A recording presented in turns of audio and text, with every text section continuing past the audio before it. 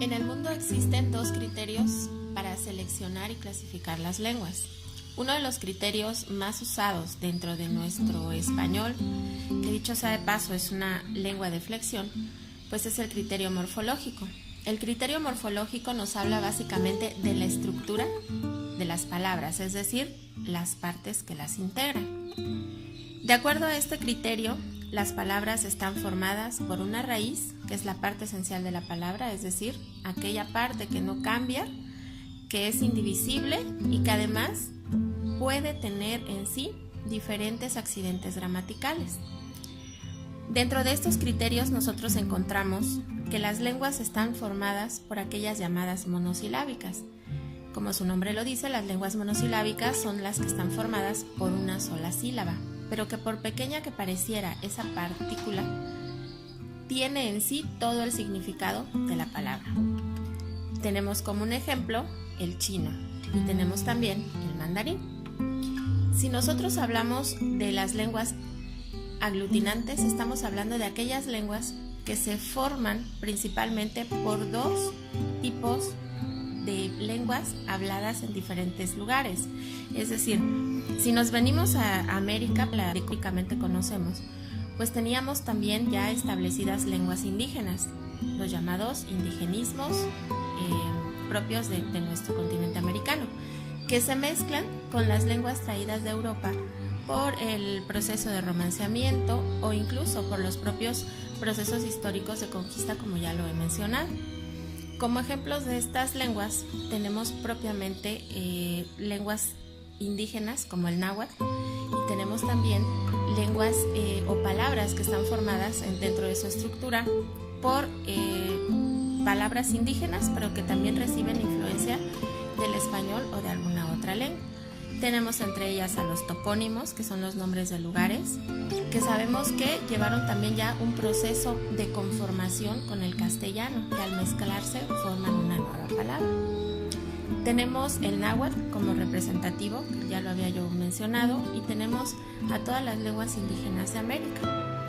Y viene la más importante para nosotros porque es la que compone esta clasificación, pues a nuestro propio español, que son las lenguas de flexión.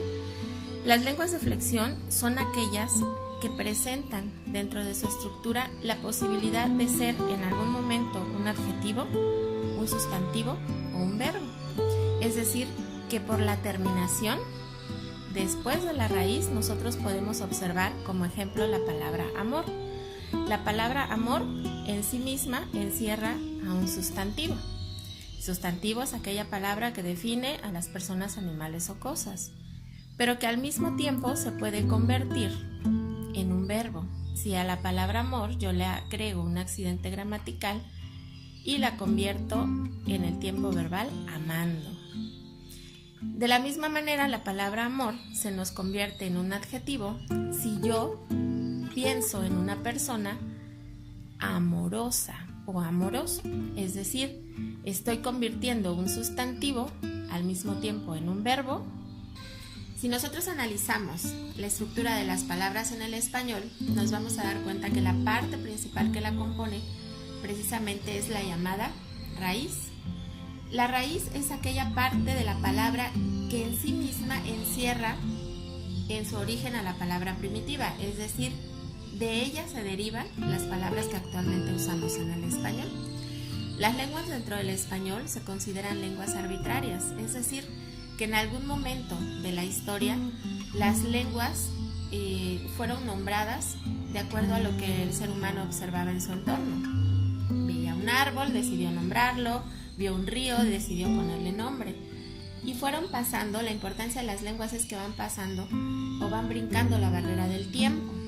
Sin embargo, se ven afectadas por las diferentes condiciones que tienen que ver con los procesos, incluso con los procesos históricos. En nuestro caso, como lo explicaba ya anteriormente, pues tiene que ver con el proceso de conquista del cual fuimos nosotros objeto, y que existen dentro de nuestro español, el español de México, pues palabras que están conformadas dentro de su estructura por partes que son derivadas precisamente del español o del castellano traído por los españoles y nuestros propios indigenismos, ¿no? Como conclusión, el utilizar el criterio morfológico de las palabras es importante porque podemos conocer primeramente su origen y también si estamos hablando de un adjetivo, de un sustantivo o de un verbo.